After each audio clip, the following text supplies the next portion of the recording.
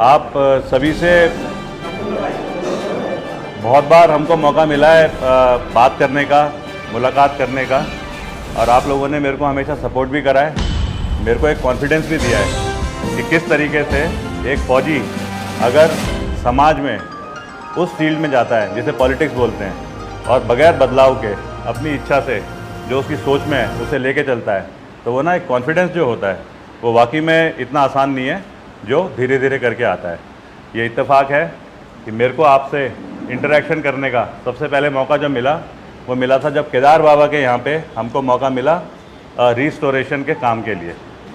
क्योंकि एक अच्छे बैकग्राउंड से आप सबसे मेरा संबंध है, तो आज मैं आप सबके साथ एक थोड़ी सी जज्बा भी है, थोड़ा सा हिचकिचाहट भी है, लेकिन ये बोलना चाहता हूँ कि अभी तक मैं एक सीनियर लीडर ज़रूर था आम आदमी पार्टी का, पर कल जब डिक्लेयर करा गया कि मैं हूँगा ओवरऑल लीडर, जिसे बोलते हैं मुख्यमंत्री चेहरा, मैं उसे बोलूँगा इस पार्टी का ओवरऑल लीडर, कि आम आदमी पार्टी कैसे अपने को इस फील्ड में, उत्तराखंड में पॉलिटिकल फील्ड में एक एंट्री करेगी, जहाँ पे कि पुरानी पार्टीज़ जैसे बीजेपी और कांग्रेस इतनी पुरानी हैं और बहुत टाइम से इस्टेब्लिश हो चुकी हैं, उसमें अपने विचारों को, वो जो आइडियाज़ हैं, वो जो सोच है, जो लेकर के हम कहते हैं उत्तराखंड का नवनिर्माण वो करना, उस चीज़ को लेकर के कैसे करेगी।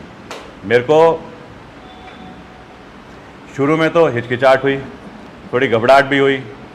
कल मैं आपको बताऊं, जब मैं एक गाड़ी के ऊपर खड़ा हुआ था अरविंद केजरीवाल जी के साथ में, तो थोड़ा सा ना मेरे को झिझक जो थी वो भी धीरे धीरे दूर इसलिए हुई कि कई लोगों ने हाथ तो हिलाए, लेकिन जब मैं आंखों में देख रहा था तो बहुत सारे ऐसे थे जो छत के ऊपर खड़े होकर भी मेरे को ना कहीं थोड़ा सा हौसला भी दे रहे थे।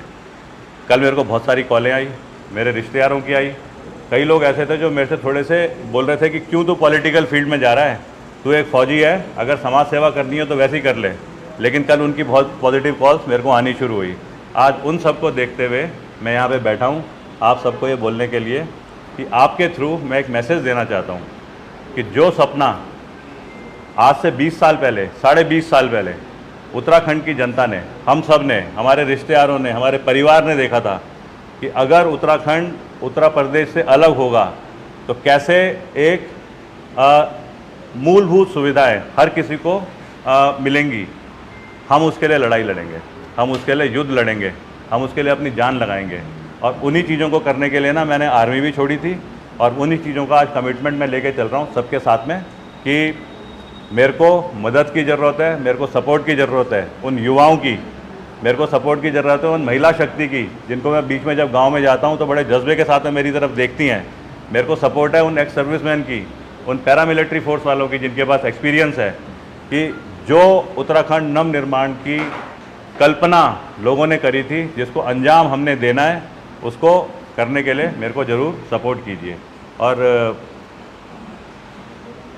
क्योंकि जो भी काम मैंने करने की कोशिश करी है, पहले फ़ौज में मैंने गोली खाई है, क्योंकि मेरे को पता है कि फ्रंट में जाकर के ही जब आप चलते हो तभी जाकर के दुश्मन से लड़ सकते हो। मेरे को पता है अगर आतंकवादियों को मारना है तो आपको ना कई बार आतंकवादी बन करके और उनकी तरह इनडायरेक्ट हरकतें करनी पड़ती हैं, और तभी जाकर के आपकी मुठभेड़ होती है।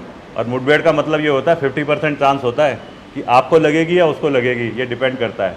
मैंने उस फ्रंट में काम करा है, आज मैं उस फ्रंट पे यहाँ पे काम करने के लिए आ रखा हूँ और तैयार हूँ कि किसी भी पार्टी को क्रिटिसाइज़ करे बगैर मैं उत्तराखंड के लिए अपनी पूरी की पूरी जान लगाने के लिए अपने को समर्पित करता हूँ।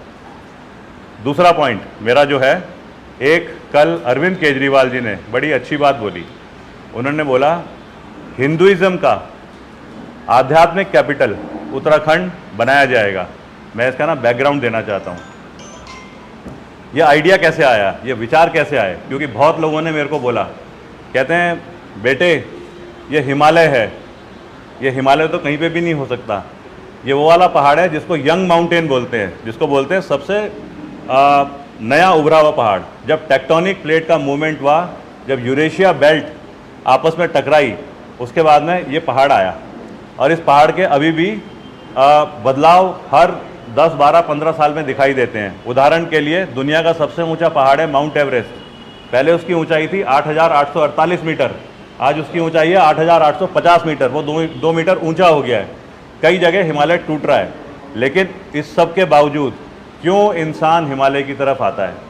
मैं अपनी याद अगर करूं, जो मेरे को मौके मिले हैं, जब माउंट एवरेस्ट में हम गए थे तो हमको ना एक तो सिखाया गया था फिजिकल ट्रेनिंग, उसके बाद में हमें सिखाया गया था माउंटेनियरिंग की स्किल्स, उसके बाद में हमें बताया गया था सर्वाइवल कैसे होता है, फिर हमें बताया गया था योग क्या होता है, और उसके बाद में हमें बताया गया था कहीं ना कहीं एक अननोन फैक्टर होता है, उसे तिब्बत में, नेपाल में बोलते हैं खुम्बी ओइला। खुम्बी ओइला एक वो देवता है जो दिखाई नहीं देता है, लेकिन वो एक स्पिरिचुअल फीलिंग से आपको लेके जाता है, आध्यात्मिक फीलिंग से आपको ऊपर चढ़ाता है। दुनिया का सबसे ऊंचा पहाड़, वहाँ पे आध्यात्मिक फीलिंग से इंसान ऊपर जाता है। इंडियन आर्मी की ट्रेनिंग जब करी जाती है तो हर एक बच्चे का जो फौज ज्वाइन करता है उसका मकसद होता है कभी ना मेरे को मौका मिले कि मेरे को खाली टारगेट पे गोली ना चलाने का, वो मेरे को मौका मिले मैं इंसान पे गोली चलाऊं, और इंसान हो पाकिस्तानी या चाइनीज़ या आतंकवादी, क्योंकि उस पर गोली चलाने का लाइसेंस होता है फौजी के पास में, लेकिन वो ना चांसेस बहुत कम मिलते हैं। जब वो चांस मिलता है और बिल्कुल दुश्मन नज़दीक होता है 200 मीटर पहले, तो उस टाइम पे जज्बा पैदा करने के लिए चिल्लाना पड़ता है, और अगर नहीं चिल्लाया जाए तो आदमी ना घबरा करके भाग जाता है। और वो चिल्लाहट पता है क्या होती है? बोल बद्री विशाल लाल की जय। वो स्पिरिचुअल फीलिंग आती है वो शब्द के साथ में उस देवता के नाम पे, जो कि यहाँ पे हमारे उत्तराखंड में बैठा हुआ है, बद्री विशाल। जब मैं देखता हूँ पहाड़ों में हमारे घर में महिलाएं, बच्चे सुबह सुबह उठते हैं और जब जाते हैं किसी काम के लिए तो उससे पहले ना अपनी थात में अपने देवता को याद करते हैं। उसके बाद जब वो जाते हैं स्कूल के लिए, वापस आते हुए एक एक बाल्टी पानी लेके आते हैं। उनके अंदर एक भावना होती है कि ये मेरे घर में गाय है, मेरे घर में मेरी माँ है, मेरे को ये चीज़ें लेके जानी है। वो स्पिरिचुअल फीलिंग उसके दिमाग में रहती है। यहाँ पे तो स्पिरिचुअल फीलिंग इनहेरेंट है। बचपन से हमें सिखाया जाता है, बेटे सुबह उठो, हाथ जोड़ो और उसके बाद में अपना दिन शुरू करो। एग्ज़ाम देने जा रहे हो, देवी का सामने मलाई और उसमें थोड़ी चीनी डाल करके और वो खिलाई जाती है कि तू अच्छा करेगा।